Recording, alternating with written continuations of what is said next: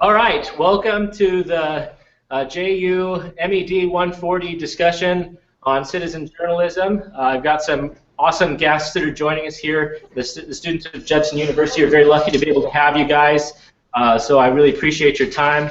What I'd like to do is to just have you introduce yourselves a little bit, give a little bit of background about who you are and what you're currently working on now, and how you came to be working on that. I'm going to go ahead and start all the way on the left. I don't know if you guys have the same left to right, but I have Andy, David, and DeRay, so I'll start with Andy, and then we'll go left to right, if that's okay. Awesome guests that are joining us here. Sure. Sounds good. So, hi, everyone. I'm Andy Carson. Appreciate your time. I'm hearing a lot of voice in the background. Oh, yeah, if you have the video up in the background, you want to make sure to turn that up, because that might provide a little bit of feedback. Okay. What video in the background are you referring to? If you have the YouTube video up in the background, then you'll hear that coming through your browser. So just make sure that you're okay, yeah, that's not. I don't think that's coming from my browser. Okay. I don't have a YouTube video. Okay. Just hang on a second. Oh yeah, if you have the video in the background, you want to make sure to check my browser. Is that better? Yeah, very much so. Went quiet. Is that mine? So I was. Yeah. So welcome once again, and like I said, I want to give you guys a chance to introduce yourselves and a little bit of background about where you are right now and how you got to be where you are right now in terms of. We're going to start with Andy, then we'll move from the left to the right there. So hi everyone, I'm Andy Carvin, A Carvin on Twitter, and I spent most of the last 7 years running social media for NPR, National Public Radio, in Washington, D.C., and I created what was essentially the first social media desk at a major news organization and ran that for about 7 years.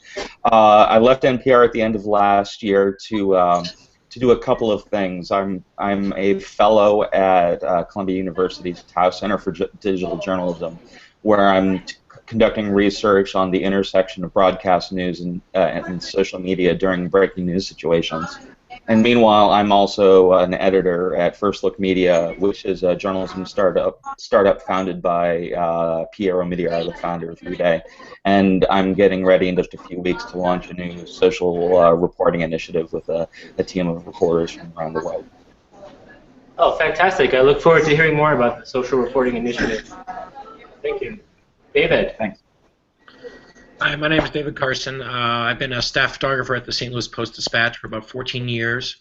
I would describe myself as reluctant to get into Twitter at first. I didn't really want to be involved with it. I saw it as a distraction. I've since come around. I see Twitter as a valuable news gathering tool. Develop more information more in depth. I don't think we would be talking about Ferguson. I don't think DeRay would have heard about Ferguson without, without Twitter. I mean, this story really took off on Twitter. I was at Target when I first heard about the word about Ferguson. I was at Target doing back-to-school shopping with my daughter, and I started getting messages from one of the guys who I've followed on Twitter for a while, and that was the beginning of my involvement doing it. Awesome. Thank you. DeRay, thank you very much again for being willing to join us in the midst of your travels. Can you give us a little bit of background about what you're doing right now and how you came to be there? Yeah, so my name's DeRay. I'm currently sitting on the floor in I think we might have lost your audio there. Sorry, that was my finger. So my name's DeRay. I'm sitting on the floor right now. As I make my way back to St. Louis. I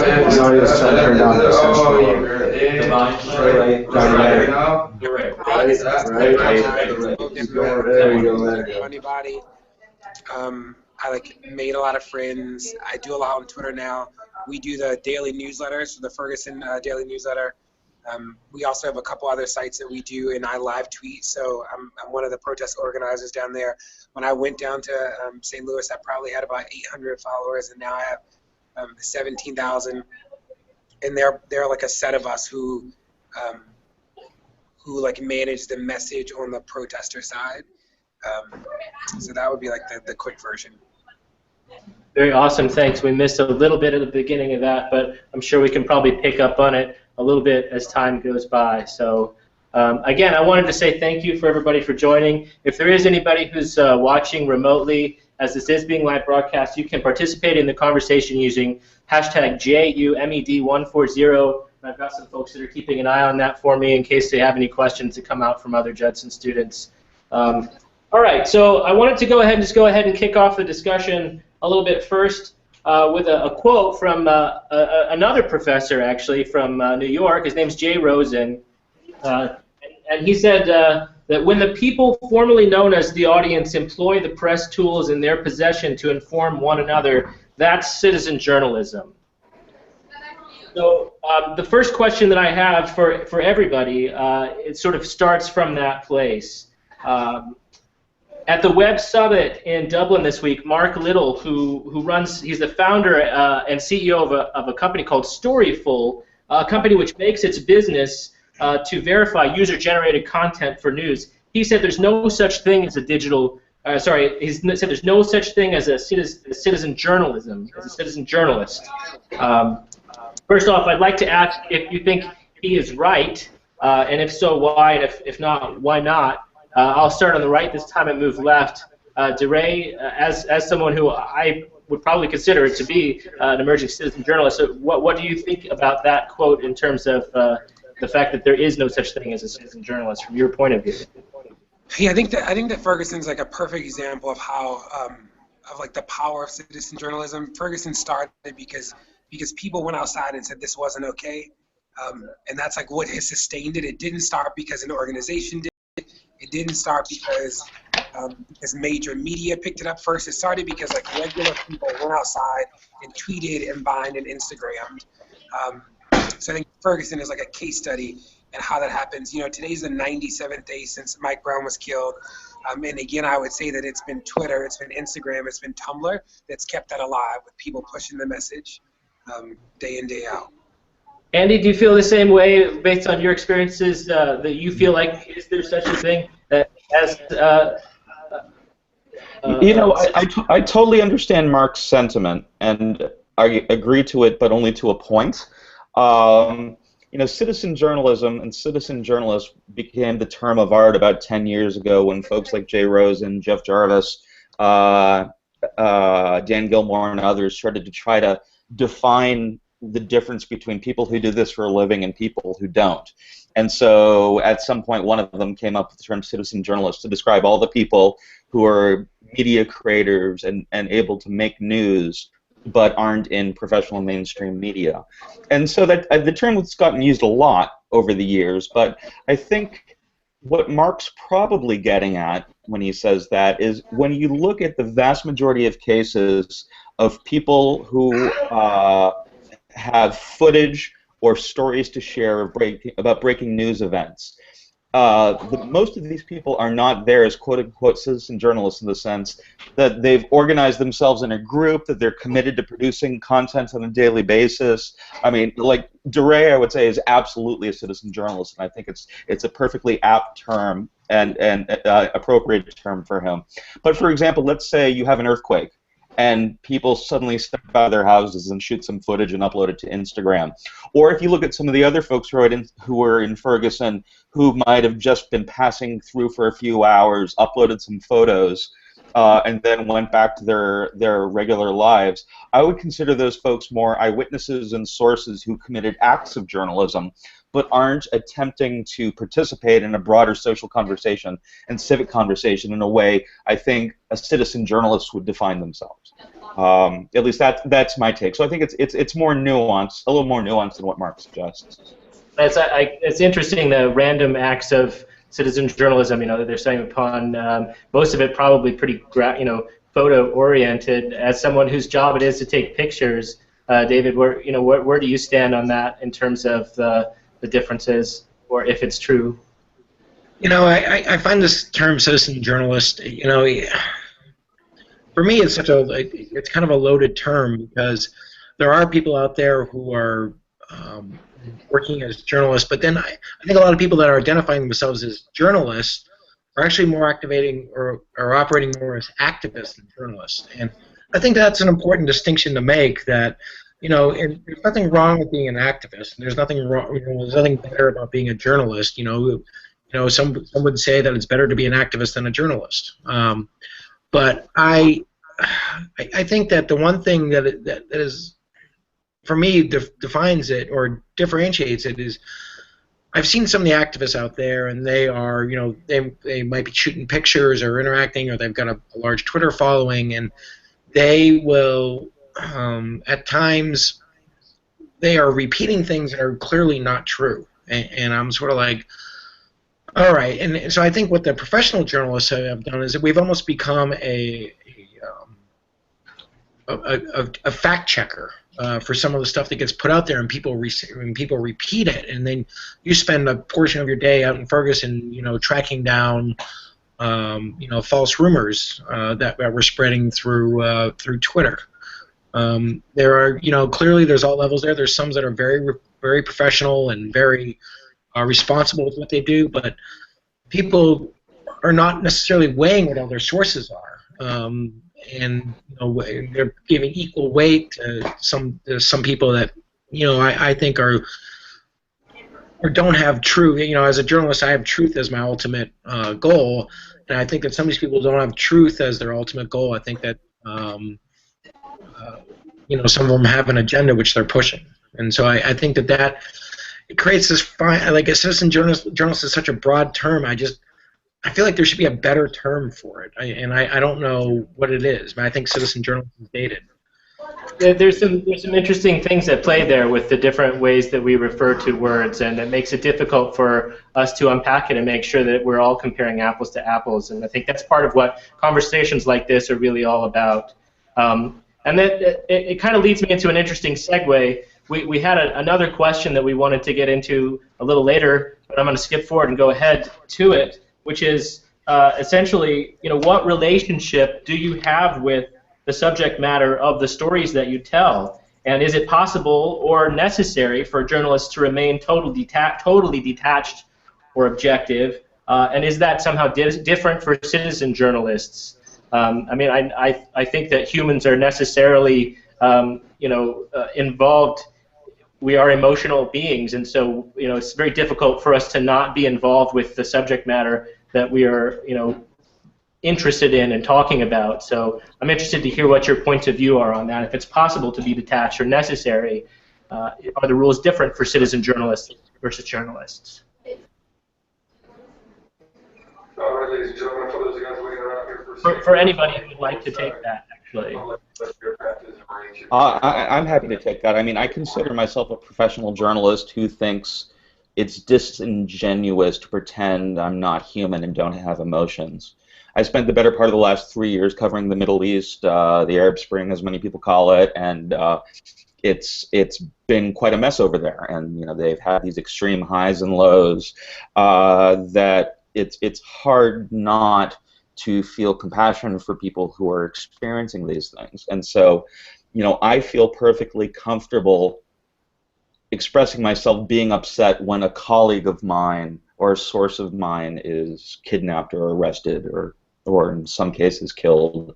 I feel sympathy towards people who have come to have realized that the only way that they can have any form of civil society or democracy in their lives is to stand up against their governments. I don't take a particular position on how they go about doing it, but I'm also comfortable calling a dictator and a thug, and I don't think that negatively impacts my reporting because I feel like I'm being, frankly, more transparent and more honest about these things. I think if I tried keeping the shell in front of myself and trying not to be moved when you receive these videos coming out of Syria, I actually think that does a disservice to the public. What about you, David or DeRay, in terms of your involvement personally with the subject matter, whatever it is that you're covering? How do you deal with that as an individual? I've spent days, weeks of my life standing out there, with protesters and talking to them. It's not all reporting. There's a lot of downtime where you're talking to people and building relationships. I think journalism is about building relationships and stuff, but it's also maintaining an emotional distance. That I'm not going to invite them out to my home for a cookout and stuff like that. I'm going to maintain a professional separation between the two. I agree. You're going to develop. When you stand out there and you talk to someone for hours and you relate with them, you're going to develop emotional bonds with them and stuff. But I think it's important to, develop sources on both sides. I mean, I have protesters I can walk up to and talk to them about their kids and what's going on. There's police on the other side that I know by first names, and I know what's going on with their kids and stuff. I mean, I think, yes, you develop relationships out there, but I think it's important to, be able to not be so close to that person that makes you hesitant to call, that you're going to pull your punches when you're doing your reporting, that you're going to call the balls and strikes as you see them. And sometimes people get upset with that when you call things the way you see them. But that's just part of being a journalist. Yeah, so the only thing I'd say is, first is that I'm not in no way am I a journalist, right? Like, my day job is I'm a citizen journalist, but I'm not a professional one. So my day job, I'm the senior director of human capital for a school system. That is what I do. I'm definitely a protester in this space. Like, I think that what is different sort of in this space when I think about reporters is that I have access to conversations and people that they would never, they just can't come in those spaces. So, my commitment is to always tell the truth. I'm not going to lie about things, but I am. One of the reasons why I started tweeting was because I felt like mainstream media wasn't showing the complexity both of blackness or of the protest community, right? It was this very one-sided narrative about protesting. So I get to be around people when they are telling their kids they love them, or I think about being at some of the protest sites and we're running from the police, couples are holding hands, or and I can be in those places that we would never this is intimate or it's 97 days in. The reporters that we trust, that I will call and let into any sort of secret or closed meeting because I just trust them at this point. But when I think about me tweeting or me really it's just tweeting. I don't put a whole lot of stuff on Facebook. I try to tell the truth. I do try and not try to tell the truth. I have a commitment to the truth, and I do try and show the protest community and sort of blackness in this space as complex. So the highs and the lows. I actively, there are a group of us that don't ever talk about the fight. A lot of the protesters sort of have inter-protester community fights. And we actively don't talk about those. So when things happen in the protest community, we don't tweet about it, we don't talk about it, and those being real. Definitely in it. There are a lot of things where some big tweeters we will get and say none of us will get that airtime.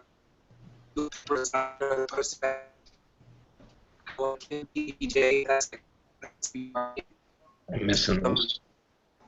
Yeah, I'm not hearing much of that.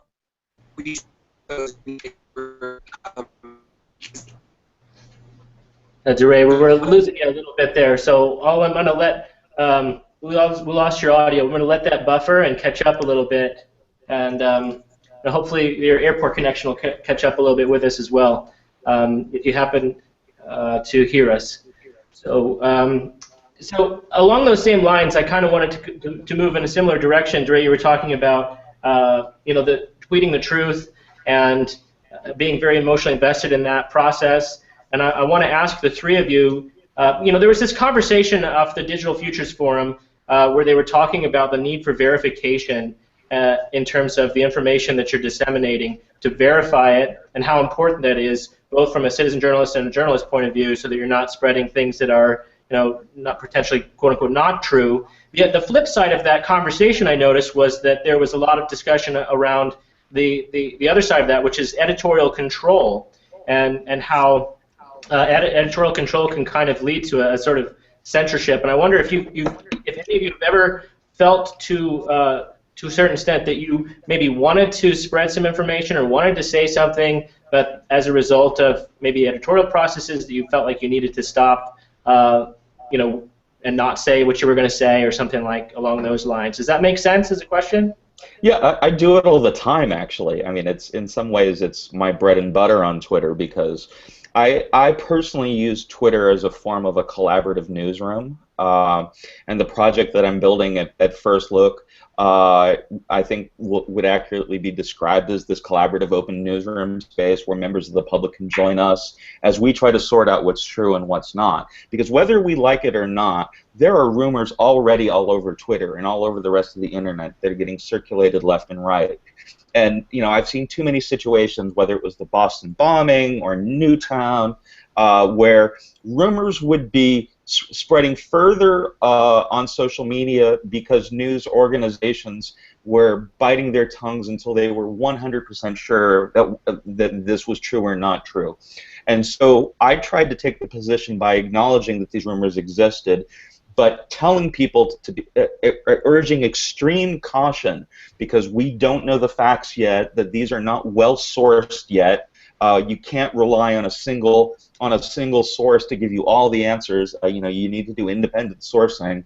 And so by having my Twitter followers go through this exercise of understanding how news verification takes place, it actually, in some cases, it slows down the rumor mongering, at least among that particular community, because they realize that they're doing more harm than good. So is that part of the role of the citizen journalist then, is to add more information to that mill that then those editors can then put eyeballs on and begin the verification process of, is just to increase the data points in terms of the flow of information? I think people have to be responsible in it.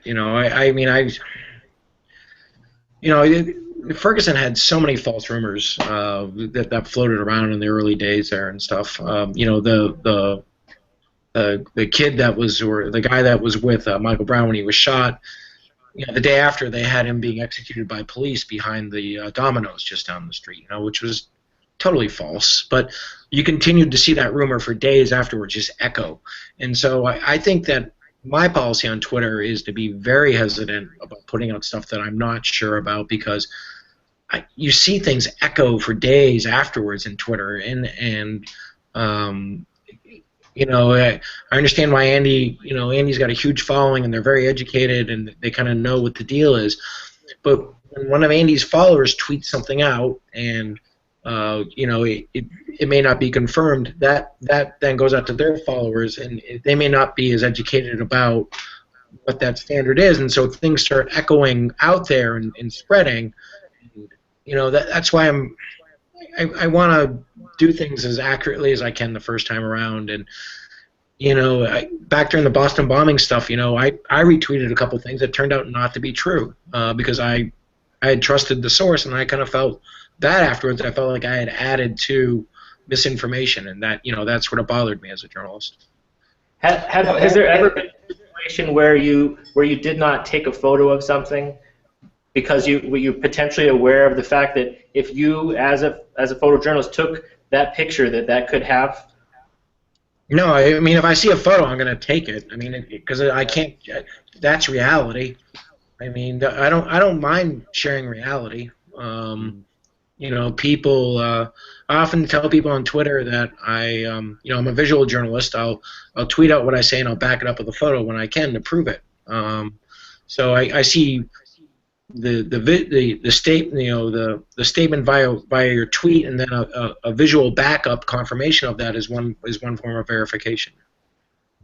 One thing that I've experienced is that in many of these big news stories, and I'm seeing this play out in my research at Columbia, is that a lot of the rumors that have the biggest traction on Twitter have had some official imprimatur from a mainstream news organization. So, for example, there were numerous times during the Newtown shooting where some of the reporters were speculating on information on air, which they didn't know if it was true or not, and then Piers Morgan went on to his Twitter account and summarized it in such a way that made it sound decisive. And next thing you knew, the wrong Lanza brother was being blamed for the shooting when he had absolutely nothing to do with it. Mm-hmm. And so we at NPR we had the potential suspect's name, And we didn't feel like one law enforcement source was enough, so we held back. But nonetheless, I saw the name Ryan Lanza circulating around all over the place. And so, the only thing I felt I could do in a context like that was to tell people, don't draw any conclusions yet. This is essentially the fog of war we're experiencing, and I'm not going to use a name until I hear law enforcement or government officials say it publicly and on the record. Because stuff gets said on scanners, stuff gets said, in the back of the media tent that has no business floating out there in public. But if it does go out there, if it gets out there somehow, it's worth stepping in and saying, folks, hang on a second. You can't trust this information yet. Yeah, it's very difficult. They say that a photo is worth 1,000 words, right? And I think that to a certain extent, some social objects like tweets can end up carrying with them a lot of baggage as well, and to a certain extent, it makes it both easier and more difficult to give context to that content. So, what are some of the ways that we are kind of coping with that as this emerges right now, in terms of being able to make sure that that content always has the appropriate context with it that you guys have seen? I don't know how to play. I try to show, when I do tweets, I try to do photos with more tweets with multiple photos in them. And sometimes I'm just saying Ferguson and I'm letting this photo speak for itself. Other times, it's a longer multiple tweet, to get all the information in there. Sometimes the photos can speak for themselves, sometimes they can't. I've had several of my photos taken out of context, and I feel like sometimes when the photos are taken out of context that I've tweeted, it's because people are bringing their own opinions into stuff and impressing that onto a photograph and then putting it out. So even when I've been very clear in captions about what's going on, people are detaching photos and then retweeting it out and with false information. And so I think you try to be as accurate as you can, and let Twitter's going to do what it's going to do.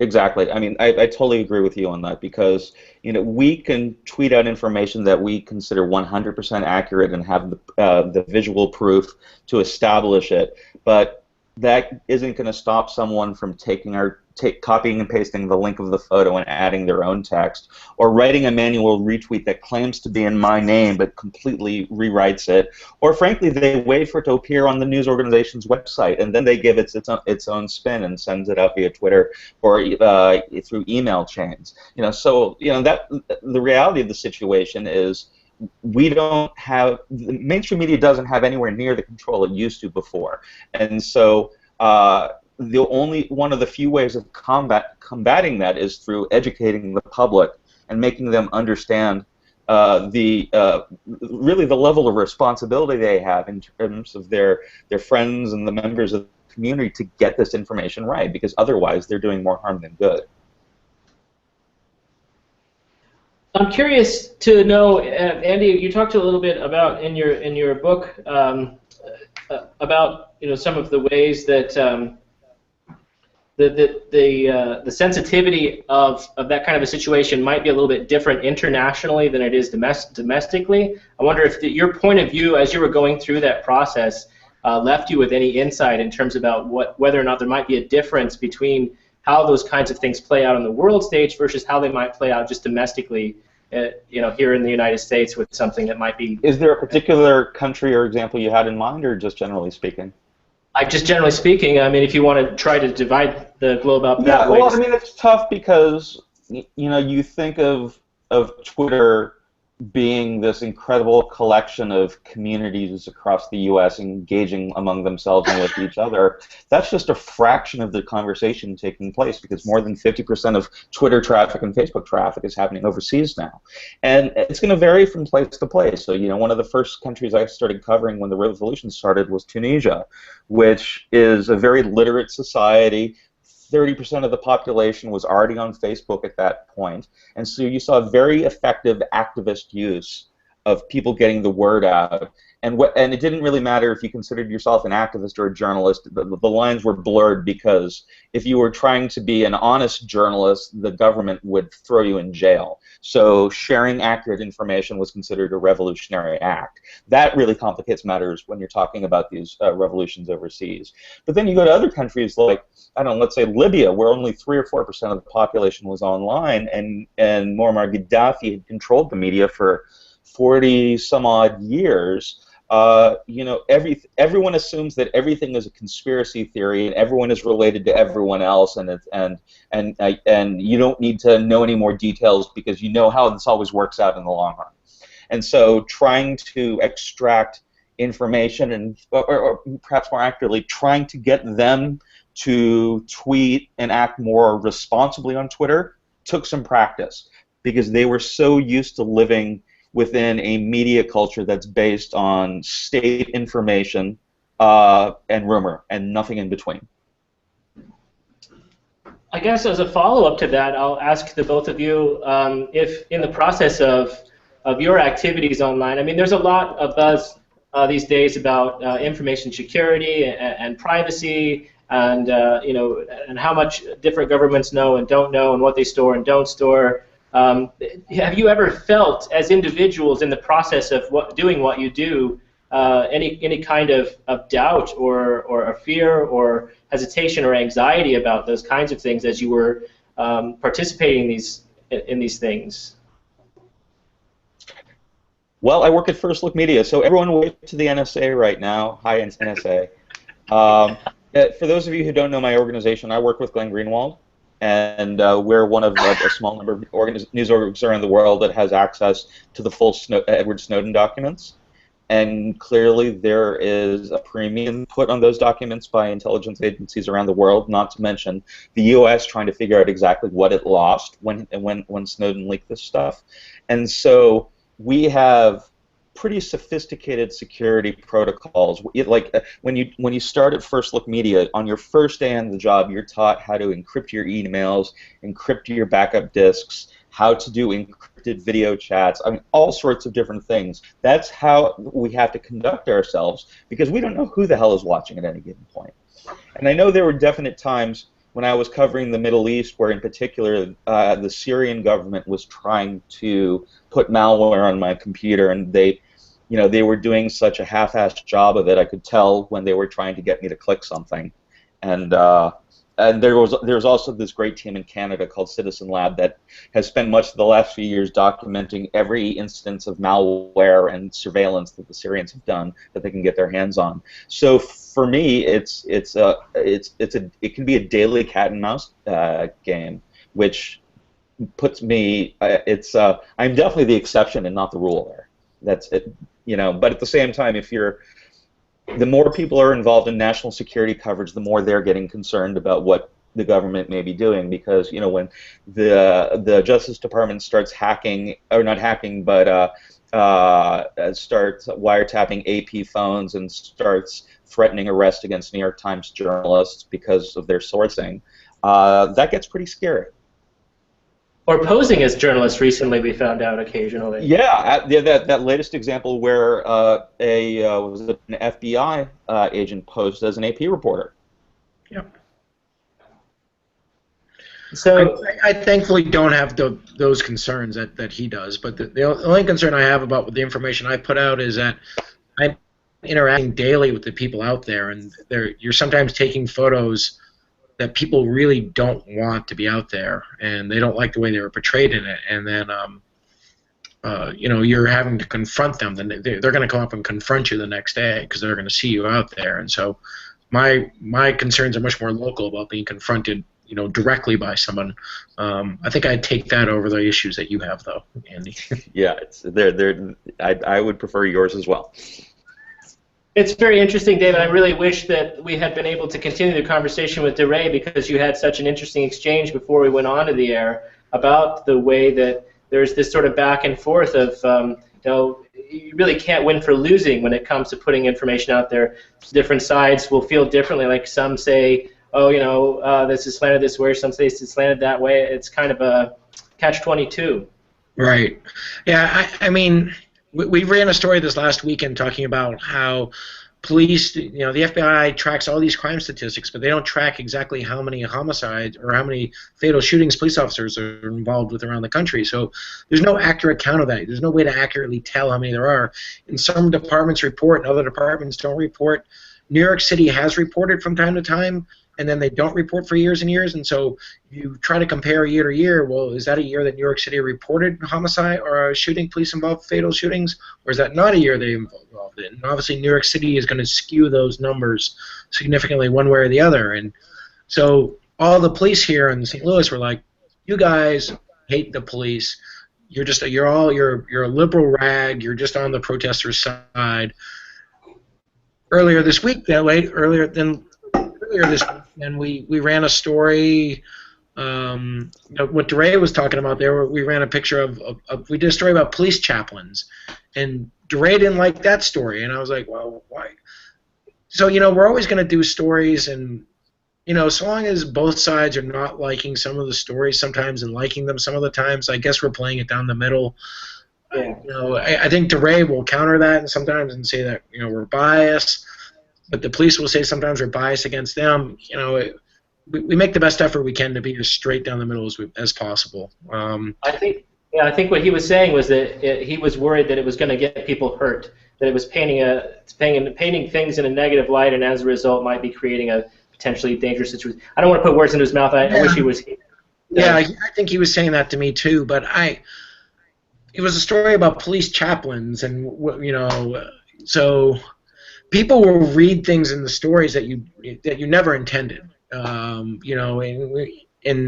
that when they actually came and protested outside the Post-Dispatch. I'm trying to remember what they were protesting about. They were protesting because we'd said one of the protesters had asked for help on Twitter, and that Anonymous came in and started helping, and they said it made it look like they said that we portrayed it like that protester had asked Anonymous to come in. I said, no, when I go back and I read over the story, it says that he puts out a call on Twitter and Anonymous answered. He didn't say, hey, Anonymous, come and help us. And so, but they were reading into that there, and I was like, that's not the way I read that. I understand what you're talking about, but that's not the way I think a lot of people read that.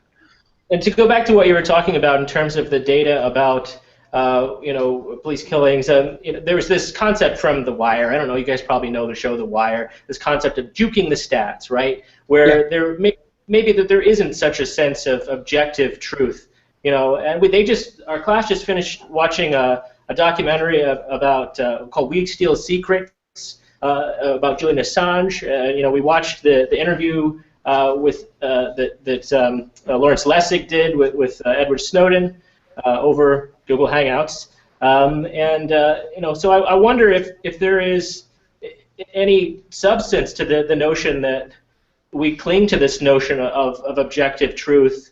One of my students asked as a question, is it safe for the public to know everything? Is that really what we want, for the public to know everything? Well, I think those are two very different questions, I think, because one is a matter of when does too much information cause panic in society, or if you think of during the Bush years, the use of the different color spectrum for terror alerts, there was a big debate within the media and within some parts of the government as to whether that was doing more harm than good, because it was based on such vague information points, and in some cases based on stuff that was either totally half-baked or so classified there's no way we'd know one way or another. And so there are times where trying to frame certain things does more harm than good. But I'm still a believer in truth, though I at the same time recognize that people interpret the truth differently because they experience the world differently, and especially when you're dealing with cultures around the world that use some of these terms in linguistically in ways that aren't exactly a match with how we use them in English. Things that someone in Egypt may say is the absolute truth is clear BS, but they're accurately calling it the truth based on how it's being discussed in their culture. So it's it gets really, really complex. So, when it comes down to it, what I try to do is I want to be as fair and as accurate as possible. I'm less concerned about maintaining artificial balance, because if it's something that's well established, such as climate change, for example, and the scientific evidence for climate change, like at NPR, we made a decision to change our media ethics policy a couple of years ago that said we're not going to create these arbitrary dialectics when all the evidence is actually on one side. We're not going to play to what politicians want to frame it as, or how the public is framing it as. We're going to say, well, we believe the science is correct, and therefore and we're sticking to that. But lots of other things in life aren't as hard and fast. You were making the analogy there in The Wire there about juking the stats. St. Louis. We did a number of stories about the St. Louis Police Department years ago juking rape stats. They were not filing their rapes. St. Louis had this ridiculously low number of rapes reported in the FBI totals, and we started digging into that a little bit at the Post-Dispatch, and they were, sure enough, they were way underreporting their stats because they were reclassifying rapes as other things. So they were reclassifying them as assaults or I can't remember, it's a number of years ago, but yes, yes, police could misreport it, but if they're misreporting it, it creates a paper trail for us to go and uncover. So I would prefer it that, that information is created and logged, and then if, St. Louis came out, every year you'd be able to kind of tell if St. Louis came out and said, no, we didn't have any fatal shootings last year. Be like, well, wait a second, yeah, we did. We had, these one or two, and so I would be in favor of police having mandatory reporting for that, and then that information being released publicly. Information is not good or bad. Information is neutral. How people perceive it is, a different.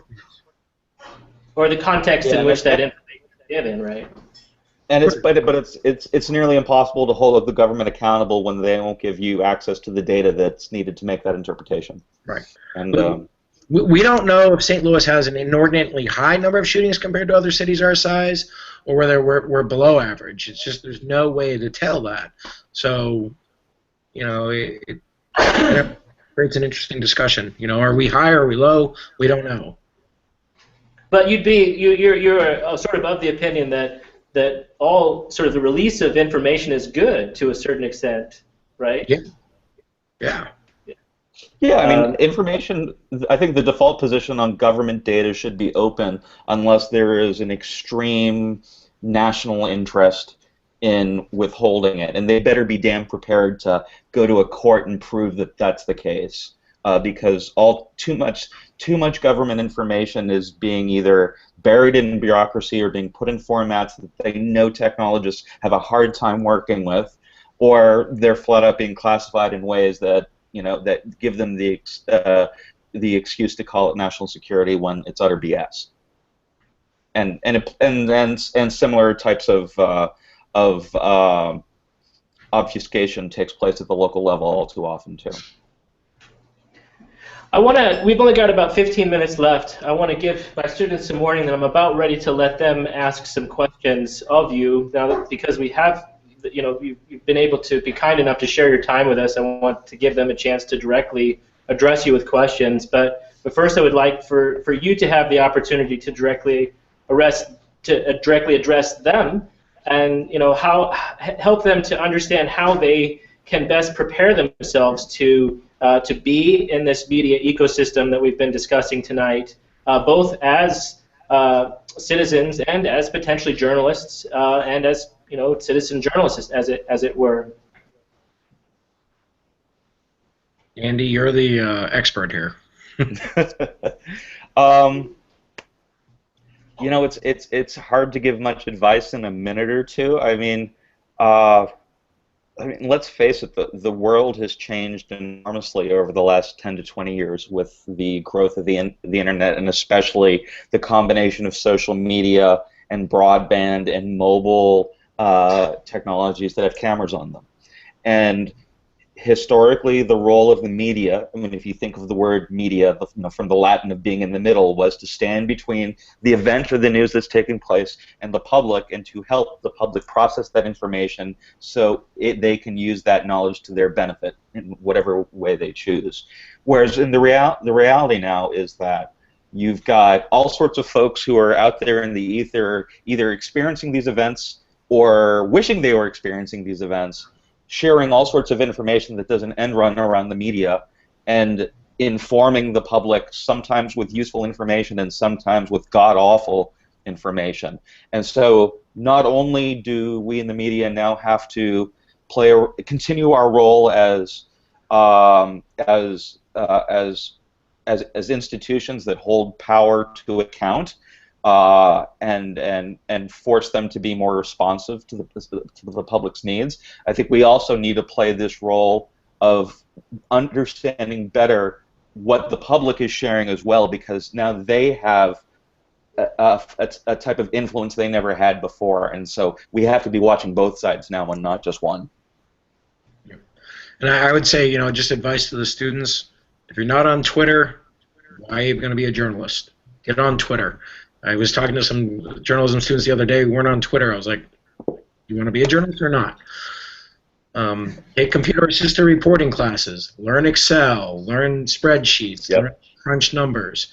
I mean, really, there's so few jobs in newspapers for straight writers anymore.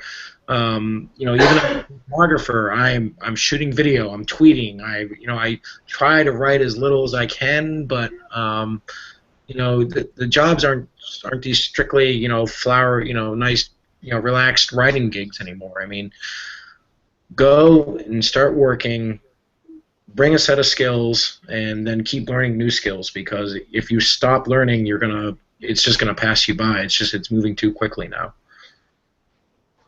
Fantastic. Thank you. That's excellent advice. Now, I would like to open it up to the class. You have the opportunity to directly address your guests and to ask them a question. So I'm going to give you the opportunity to do that. But who would like to go first in that regard? We've got about 10 minutes left for some Q&A here. Yeah, go ahead. State your name, and then their camera's over here, so you can look at, even though you guys are watching them over there.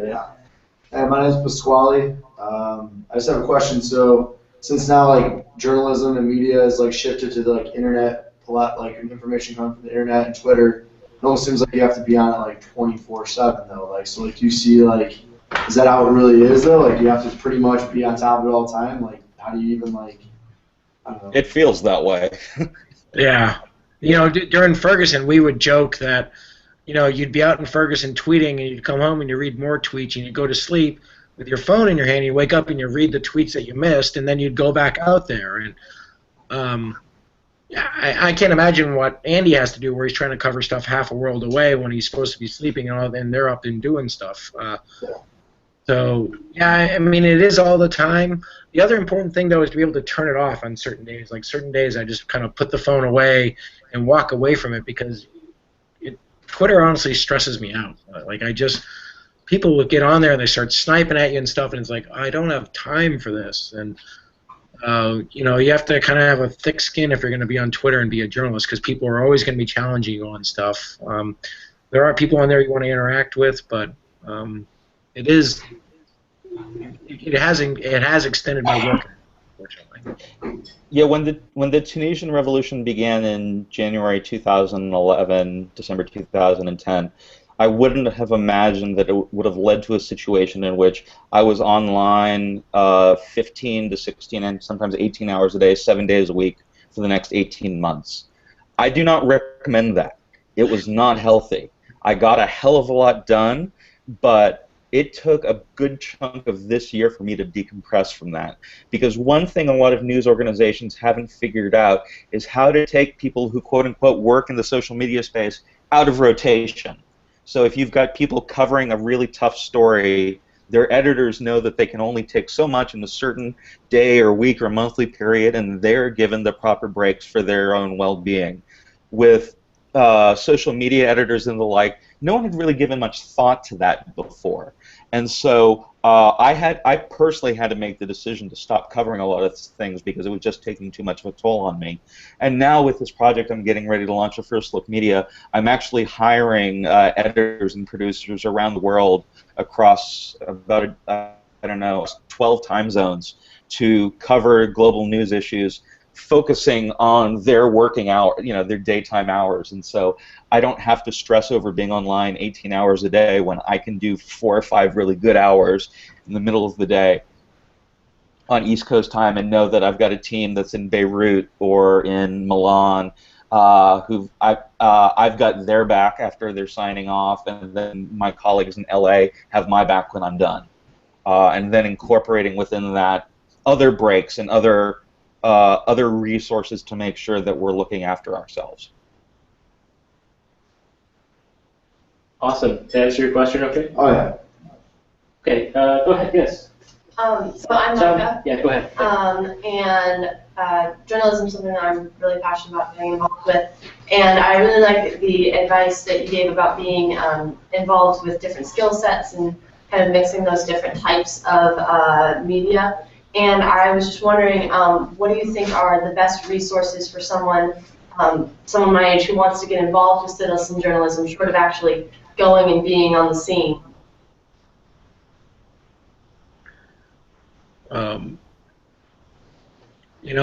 I would learn to code too. I mean, you wanna make some money and be in journalism? Go learn to code. I mean, there's a shortage of great coders out there, and if you can code and do stuff and spread information through slickly designed websites that are graphically presenting information, there's a shortage of people out there that can do that right now. And there's also a math component to that as well. If you're not going to be there, I would say maybe chip in like that. Yeah, I mean, the biggest growth areas, if you could even call them that, in the news industry right now tend to be technology-related positions, whether they're coders or involved in product development or project management, they're designers. But one thing that I've seen shift over the last 5 or 10 years is there was a time where they would just hire coding geeks who had no interest or experience with journalism and just say, do this and get it done. Whereas now you're starting to see newsrooms actually hiring these technologists and bringing them into news desks and having them being a part of a team where they actually report to an editor rather than like a senior programmer, because that way they're able to better translate and interpret the ideas that the journalists have, as well as come up with their own storytelling techniques that a more traditional journalist might not have thought of. And so there's this amorphous space between journalism and all sorts of different technology skills. It's getting very mixed up in a very exciting way right now. Yeah. Your quickest route to the New York Times or the Washington Post is going to be through a coding, getting in there as a coder or something like that. So, it's just if that's your ultimate goal, you want to practice journalism on the highest level there. That's the quickest way to get there. We try to encourage an environment here of communication technologists where they've been very hands-on with a lot of they had to create Twitter accounts in order to go through this as a media. It's a 100-level class, so I applaud you for encouraging them to get more involved technologically into. Yep. Yeah, I was saying one other thing I wanted to mention. Don't frown on internship opportunities. To me, I've seen interns get more out of a semester at a news organization than spending a year or two and getting a master's degree in journalism, because of that hands-on experience and getting a chance to be a jack of all trades across the newsroom if they're in an ideal place. And I know in my own experience at NPR, a disproportionate number of interns become staff members, and I mean a disproportionate in a good way. So we've got people who are 21, 22 years old coming into the newsroom for the first time, and starting to learn the ropes there. And 8 years later, 10 years later, they're still at NPR and they're reporting from the White House. And I'm not making that up as an analogy. I mean, Ari Shapiro did just that. He started as an intern, and he was at the White House, and now he's our correspondent in London. There are dozens of examples of that at news organizations around the country. because I think journalists respect serious work. And it doesn't matter how old you are or how much experience you are, as long as you demonstrate that you're committed to it and you see it through. And if you're able to prove that, then it increases your chances of getting positions and ideally rising through the ranks over time. Yeah, I want to really second what Andy says about internships. The worst thing you could do there is rush through your 4 years there and get done and have no internships and no practical experience. You're useless. Because you've got no contacts out there, and you want to know how people get jobs now is because they're friends with with Bob, and Bob knows Bill, and he can vouch for you and stuff like that. If you want a career in journalism, start building your relationships now with the people who are going to be able to hire you. The greatest way to do that is to go in there and bust your butt as an intern and just do it. Also, be friends with all your other students there, because those guys are going to get jobs too, and you want them to drag you along as their careers go. That's one thing that my friends and I did very well, was drag each other along as we each had success. Yeah, it's ironic that offline social networks are probably the most powerful way of advancing one's career still in this age of virtual social networks. That hasn't changed. Who do you know? Who do you want to work with? So. That does officially qualify as irony, I think. I like that. Okay, yes. I think we have time for. You guys have time for maybe one or two more questions? Sure. Okay. Yeah, sure. Yeah, my name's Patrick, and appreciate you guys being here. I had a question first for Andy. In Tripoli, you tweeted over 800 times, right? Were you aware that you were spearheading with Gaddafi?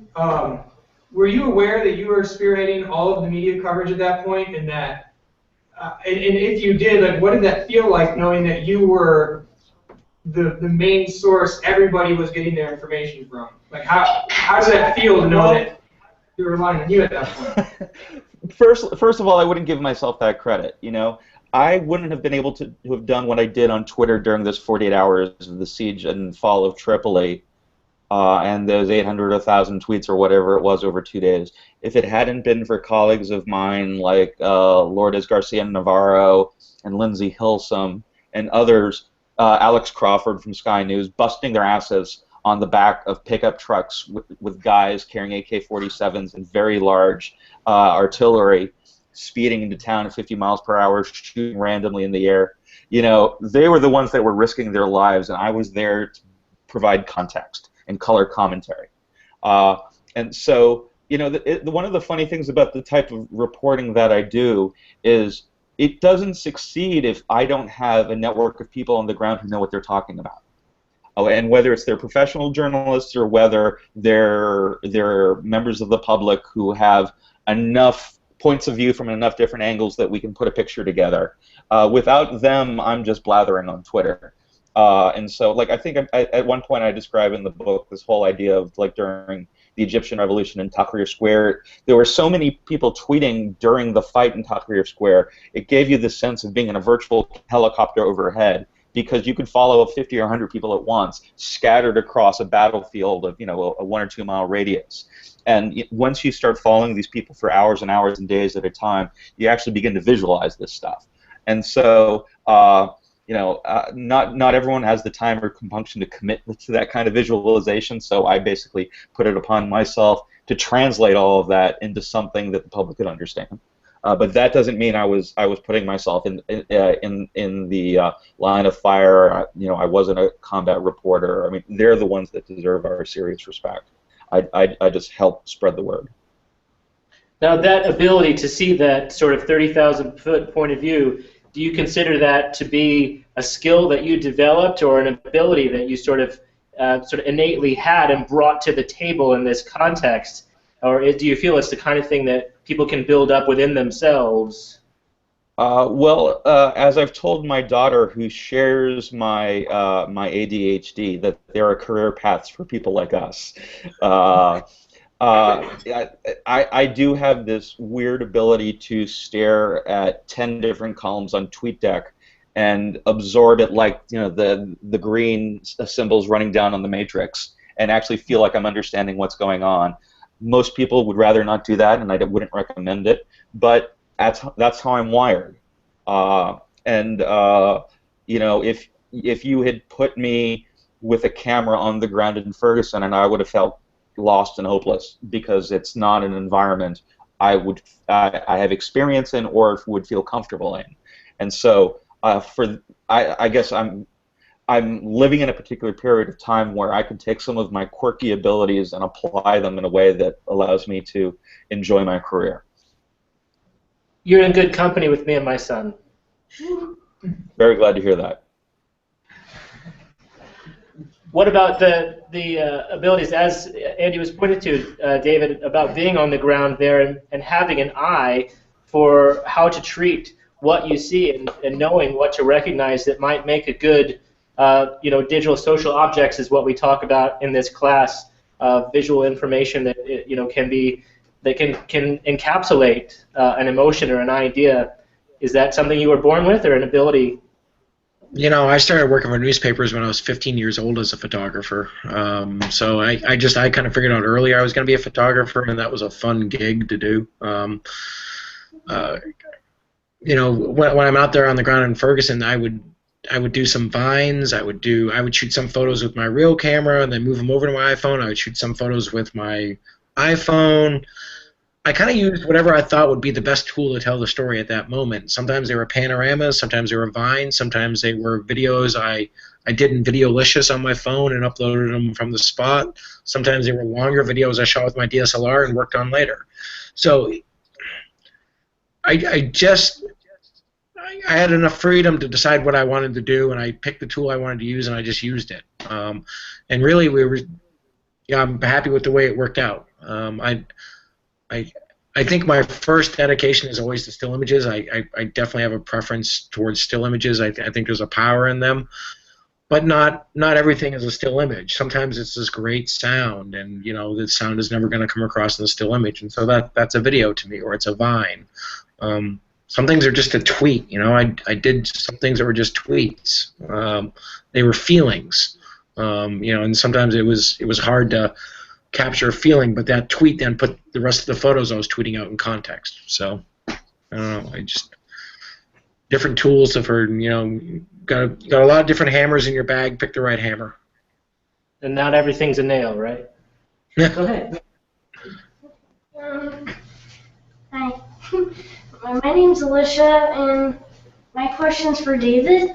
So, like, when you took the photos at Ferguson, did you ever get caught in the middle of a dangerous situation? Like, if so, like, how did you, like, avoid getting involved in that? I had a guy threaten me with a gun. I got tear gassed. I had rubber bullets zipping by me. You know, there was a number of situations I got into where I was like, this wasn't very smart. So, you know, you just kind of handle it. I had protesters confront me and get very hostile at one point. And you just kind of have to talk your way out of it. It's hard for me to tell you how to do that because, you know, the guy who confronted me with a gun inside the Quick Trip, you know, was like, "What are you doing, and why are you in here?" And I instinctively said, "Well, I'm a photographer at the Post-Dispatch." I said, "Your face is covered. It's fine. No one will know who you are." And he looks at me and he goes, "Okay," and he goes back to looting the store. I